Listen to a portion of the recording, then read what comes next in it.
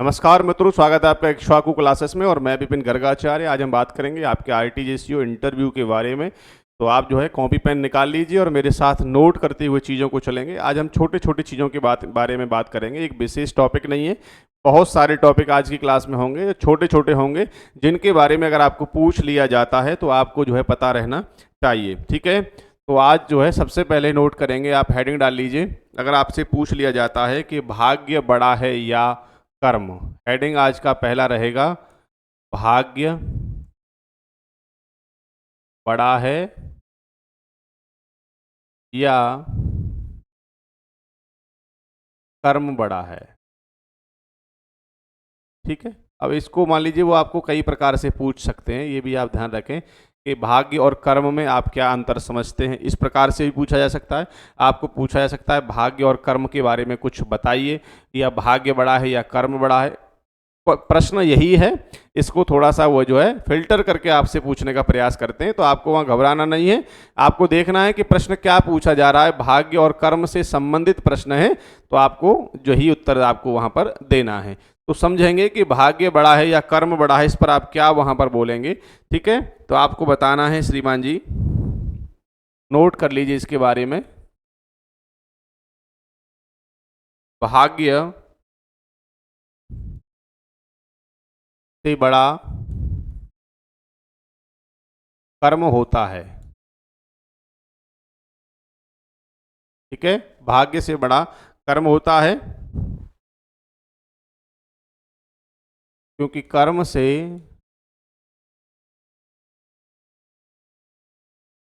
भाग्य को बदला जा सकता है।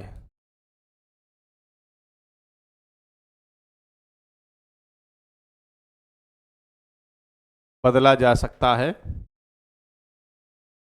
कर्म से भाग्य को बदला जा सकता है, लेकिन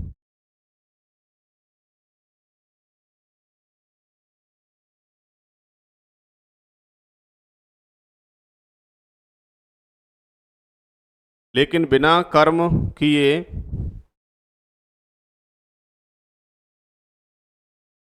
अकेला भाग्य कुछ भी नहीं कर सकता।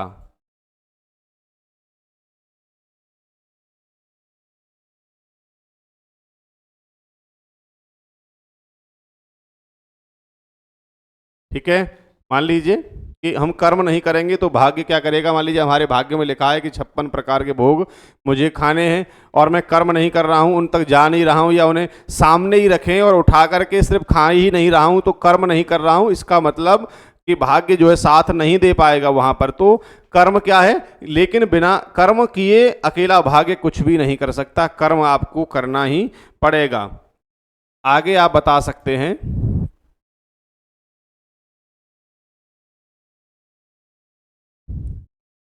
कर्म के फल को प्राप्त करने के लिए, कर्म के फल को प्राप्त करने के लिए भाग्य सहयोगी हो सकता है।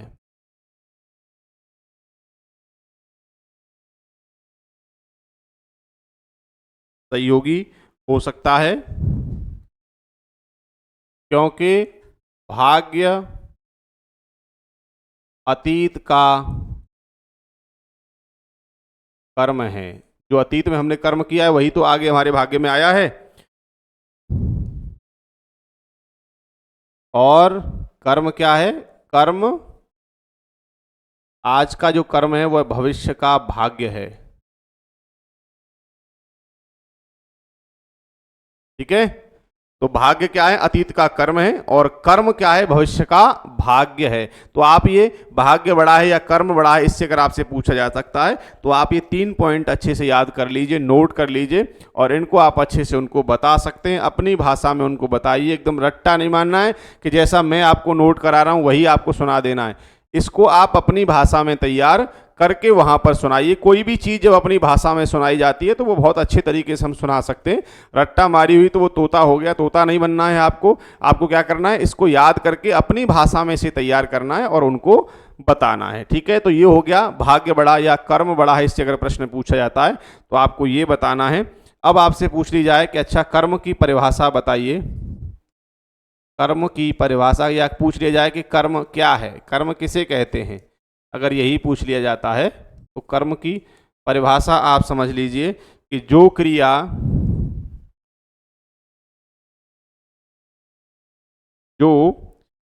यानी कार्य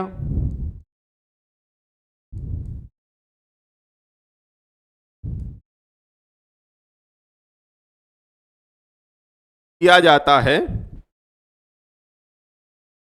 उसे कर्म कहते हैं।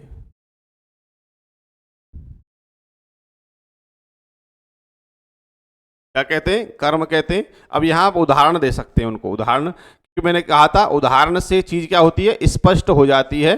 तो प्रत्येक चीज के लिए एक उदाहरण जरूर हमारे पास होना चाहिए। तो आप यहाँ उदाहरण दे सकते हैं, जैसे राम घर जाता है, राम, या कुछ भी आप अपना नोट बना सकते हैं, राम घर जाता है। ठीक है, तो इसमें जो जाता है वो क्या है, कर्म है, अर्थात राम जो है जा रहा है, अर्थात वो क्रिया कर रहा है। तो इसमें जाना, उसका जाना क्या है, राम का घर जाना ही कर्म है, इसमें जाना कर्म है। इस वाक्य में जो जाना है, जाता है, वो क्या है, वही कर्म है, क्योंकि राम जो है कर्म क्या कर रहा है, जाने का कर्म कर रहा है। कहाँ जाने का, घर जाने का। तो राम घर जा रहा है, तो जो जाना है उसका, वही उसका कर्म है।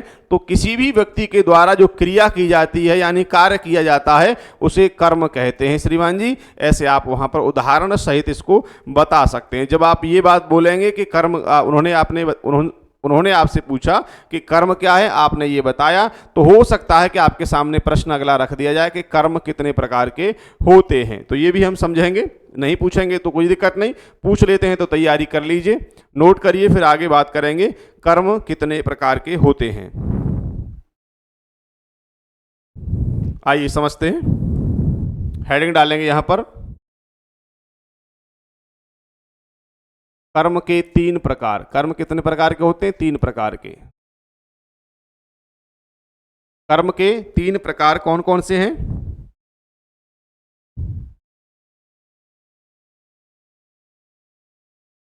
आगामी कर्म,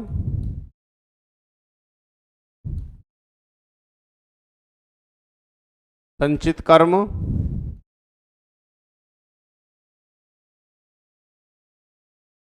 प्रारब्ध कर्म। ये कर्म हमारे 3 प्रकार के होते हैं। आप नाम बता सकते हैं, जब आप नाम बताएंगे तो हो सकता है कि इसमें से कोई भी आपसे पूछ लें, प्रारब्ध कर्म क्या होता है, कि संचित कर्म क्या होता है, आगामी कर्म क्या होता है। ये प्रश्न आपसे वहां पर पूछा जा सकता है, क्योंकि मैंने आपको पहले ही बताया था कि जब बात शुरू की जाती है तो उसी प्रश्न में से वह प्रश्न बनाते जाते हैं, आपके उत्तर से ही वह प्रश्न आपको पूछते हुए चले जाएंगे और घूमते घूमते इंटरव्यू पूरा हो जाएगा। इसलिए तैयारी आप अपनी पूरी करें। तो आप कर्म के 3 प्रकार हैं, तीनों में से कोई भी पूछा जा सकता है, इसलिए हम तीनों को समझेंगे। ठीक है, तो सबसे पहले हेडिंग डालेंगे हम आगामी कर्म के बारे में, कि आगामी कर्म कौन से होते हैं। आगामी कर्म का दूसरा नाम है क्या, क्रियमाण कर्म। इनको क्रियमाण कर्म भी कहते हैं। ठीक है, तो ये हेडिंग हो गई हमारी। अब इसमें आप लिख लेंगे आगामी कर्म में कि जो कर्म वर्तमान, जो कर्म वर्तमान में किए जा रहे हैं,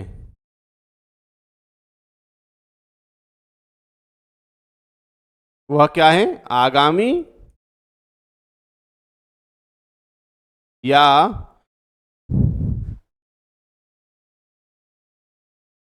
क्रियमाण कर्म है।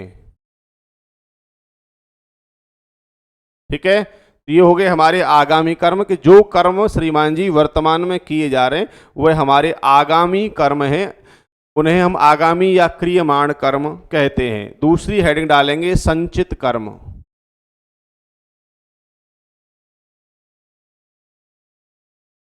संचित कर्म में लिखेंगे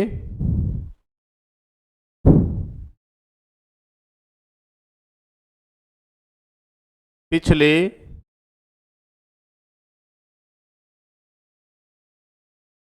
कई जन्मों से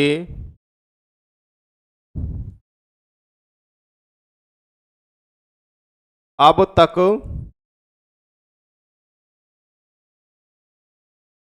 पिछले कई जन्मों से अब तक किए जा चुके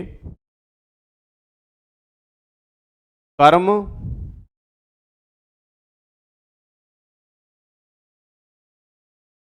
जिनका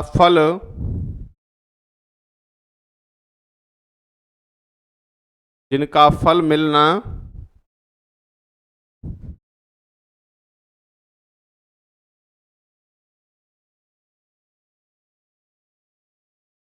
अभी शेष है, वो क्या कहलाते हैं? वो संचित कर्म कहलाते हैं। संचित कर्म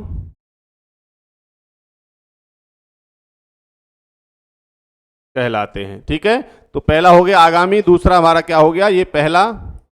दूसरा हो गया हमारा कौन सा? संचित कर्म। तो संचित कर्म अगर आपसे पूछ लिया जाए कि संचित कर्म क्या होते हैं, तो आप कहेंगे श्रीमान जी पिछले कई जन्मों से अब तक किए जा चुके कर्म जिनका फल मिलना अभी शेष है या उनका फल अभी हमें मिला नहीं है, वह संचित कर्म कहलाते हैं। ठीक है, तो और तीसरा क्या है?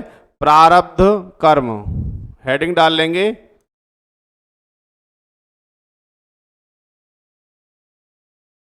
प्रारब्ध कर्म। ठीक है, इसमें लिखेंगे जिन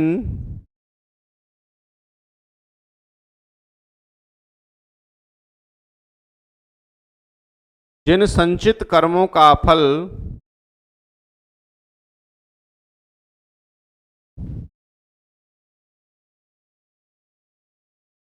मिलना शुरू हो गया है,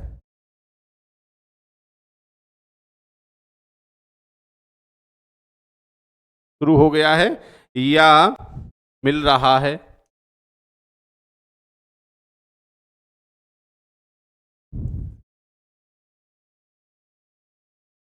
वर्तमान में हमको मिल रहा है, वह प्रारब्ध कर्म है।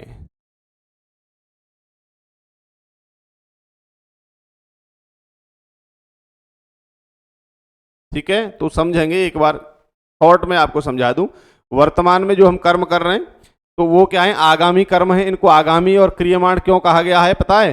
क्योंकि वर्तमान में जो हम कर्म कर रहे हैं, चाहे वो अच्छा कर्म है या वो बुरा कर्म है, वह हमें आगामी, हमारे आगे आने वाले भविष्य में हमको जो है उसी कर्म के अनुसार सुख और दुख देगा। आज अच्छा कर्म किया तो अच्छा मिलेगा, बुरा किया तो हमको आने वाले समय में वह हमारे लिए आगामी कर्म हो गया वर्तमान का, तो इसीलिए इसे आगामी कहा गया। संचित अर्थात जो कई जन्मों से, जन्म जन्मांतर से संचित हुए कर्म इकट्ठा हो गए हैं और वो जो है कर्म इकट्ठा होकर के रखे हुए, अभी उनका फल हमें मिला नहीं है, कि चाहे वो बुरे हों या अच्छे हों ये नहीं कह सकते। ठीक है, या वो अच्छे हैं या बुरे हैं ये नहीं पता, लेकिन वह कर्म हमने जो किए हैं वो इकट्ठे हैं और उनका फल हमें अच्छा मिलेगा या बुरा मिलेगा, वो हमारे कर्म पर डिपेंड करता है कि हमने कैसा कर्म किया होगा। तो जो संचित होकर के इकट्ठा रखे हैं उनका जो है हमें फल अभी मिलना शेष है, उन्हें संचित कर्म कहते हैं। और प्रारब्ध क्या है? जो हम इस समय वर्तमान में भोग रहे हैं। वर्तमान के किए कर्म तो आगे चले जाएंगे, लेकिन वर्तमान में जिसे हम भोग रहे हैं कि सुखी हैं कि दुखी हैं, शरीर से परेशान है या कोई कष्ट है या कोई सुख ही मिल रहा है, तो यह हमारे कर्मों के अनुसार प्रारब्ध के कर्म, क्योंकि जो संचित कर्म होते हैं उनमें से कुछ कर्मों का फल हमें मिलना शुरू हो गया है या हमें मिल रहा है, तो वे प्रारब्ध कर्म कहलाते हैं। तो कर्म कितने प्रकार के हो गए? 3 प्रकार के हो गए, संचित, प्रारब्ध और आगामी अर्थात क्रियमाण कर्म। तो इनको आप याद कर लीजिएगा। कर्म की परिभाषा पूछी जा सकती है, कर्म किसे कहते हैं? तो जो क्रिया या कार्य किसी के द्वारा किया जाता है वह कर्म कहलाता है। ठीक है, कर्म कितने प्रकार के होते हैं? तो श्रीमान जी 3 प्रकार के होते हैं, आगामी, संचित और प्रारब्ध। प्रारब्ध वे कर्म हैं जो संचित कर्म का फल हमें मिलना प्रारंभ हो गया, उसे प्रारब्ध कहते हैं। और जो हमारे जन्म जन्मांतर के, पिछले जन्मों के अब तक के कर्म जो है संचित रखें, वे संचित कर्म हैं। और जो वर्तमान में हमारे द्वारा किए जा रहे हैं वो हमारे आगामी या क्रियमाण कर्म हैं। तो ये हमारे 3 प्रकार के कर्म हो गए। ठीक है, नोट कर लीजिए, एक लाइन इसमें नीचे और लिख लीजिए। गीता के आधार पर, गीता के आधार पर 3 प्रकार के कर्म हैं। गीता के आधार पर 3 प्रकार के कर्म हैं। अगर आपसे ये पूछा जाए तो ही बोलिएगा, ज़्यादा हीरो बनने की जरूरत नहीं है कि ये बोल करके और गीता के आधार पर 3 प्रकार के कर्म भी बताए गए हैं श्रीमान जी, ये वाले। अगर आपने ऐसा कहा तो गीता में घसीट के आपको ले लिया जाएगा और फिर वहाँ जो है आपकी टाइम फेस हो जाएगी। इसलिए ज़्यादा हीरो नहीं बनना है, आपको सिर्फ जितना पूछा जाएगा उतना ही बताना है। जब आपसे पूछ लिया जाए कि गीता के आधार पर थोड़ा कर्म के बारे में बताइए, तो आप वहाँ कह सकते हैं कि गीता में भी श्रीमान जी 3 प्रकार के कर्म हैं। कौन कौन से हैं? एक पहला है कर्म, दूसरा क्या है? विकर्म, और तीसरा क्या है? अकर्म। ठीक है, तो अब पूछ लेंगे जब आपसे कि 3 प्रकार के कौन कौन से हैं, आपने कहा कि कर्म, विकर्म और अकर्म, तो वो पूछेंगे ठीक है कर्म क्या है? तो कर्म क्या है? ये कर्म है अच्छे जो कर्म होते हैं उनको कहते हैं कर्म। विकर्म क्या है? जो बुरे कर्म होते हैं उनको कहा जाता है विकर्म। अच्छा, अकर्म क्या है ये पूछ लिया जाए तो ये होता है निष्काम कर्म। कौन सा है ये? निष्काम कर्म। निष्काम कर्म लिख लेंगे, निष्काम कर्म। निष्काम अर्थात यहां पर कोई भी इच्छा नहीं, बस कर्म किया जा रहा है। निष्काम भाव से जो कर्म किया जाता है वही निष्काम कर्म कहलाता है। तो ये एक लाइन सिर्फ गीता के आधार पर अगर पूछ लिया जाता है तो आप बताइएगा, आप अपने से इसको जोड़िएगा मत, आपको सिर्फ जो पूछा जाएगा आप वही बताएंगे। नोट कर लीजिए, फिर बात करते हैं आगे। आइए हेडिंग डालेंगे नरक।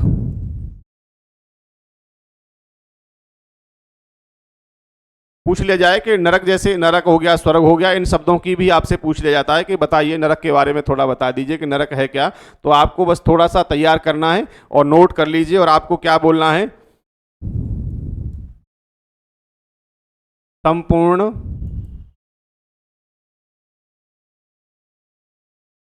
संपूर्ण ब्रह्मांड में 14 लोक हैं।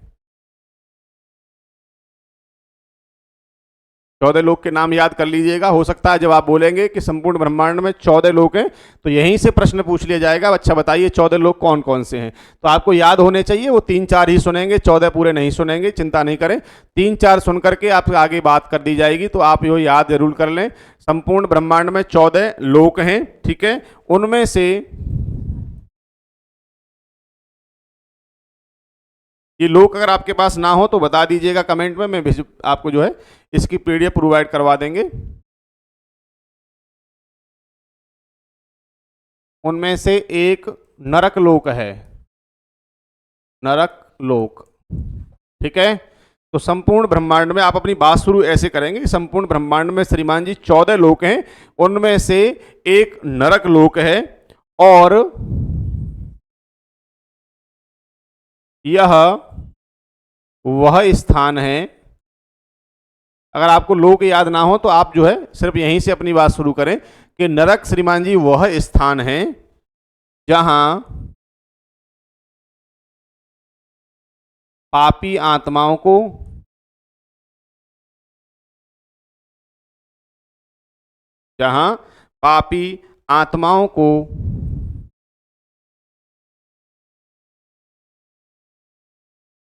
दंडित करने के लिए, पापी आत्माओं को दंडित करने के लिए रखा जाता है।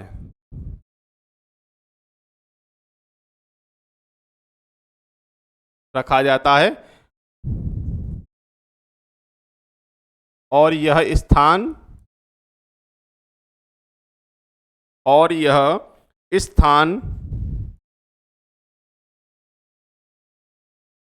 बहुत ही कष्टप्रद होता है, ठीक है। इतना आप अगर बोलते हैं तो आपका काम चल जाएगा। पहले ही मैंने आपको बता दिया है कि ये अगर आप यहां से बात शुरू करना चाहते हैं, संपूर्ण ब्रह्मांड में 14 लोक हैं, तो ये 14 लोक आप याद कर लीजिएगा, ठीक है। और उनमें से एक नरक लोक भी है, यह वह स्थान है जहां पापी आत्माओं को दंडित करने के लिए रखा जाता है, क्योंकि उन्होंने जो जीवन में पाप किए हैं, दुष्कर्म किए हैं, गलत कार्य किए हैं, तो उन्हीं कार्यों का उनको दंड देना होता है, तो इसीलिए इस नरक लोक में उनको वह रखा जाता है। और यह स्थान बहुत ही कष्टप्रद होता है, दुखदायी होता है, ठीक है। दूसरा आप नोट करें स्वर्ग के बारे में। स्वर्ग और नरक यह वह स्थान है, यह वह स्थान है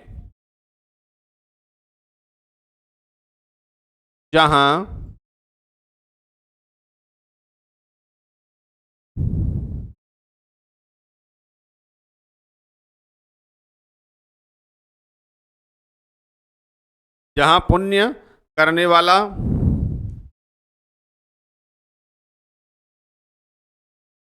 अपने पुण्य क्षीण अर्थात खत्म क्षीण होने तक, अपने पुण्य क्षीण होने तक या अगले जन्म लेने से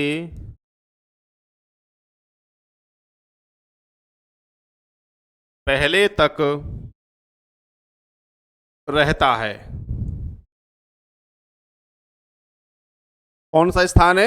यह वह स्थान है जहां पुण्य करने वाला अपने पुण्य क्षीण होने तक, जो पुण्यात्मा होती हैं उन्हें जो है स्वर्ग में स्थान दिया जाता है, और वह इस स्थान पर जब तक रहते हैं जब तक उनके पुण्य जो है क्षीण नहीं हो जाते, अर्थात खत्म नहीं, समाप्त नहीं हो जाते हैं, या अगला जन्म लेने तक वह जो है वहीं पर रहते हैं। यह स्थान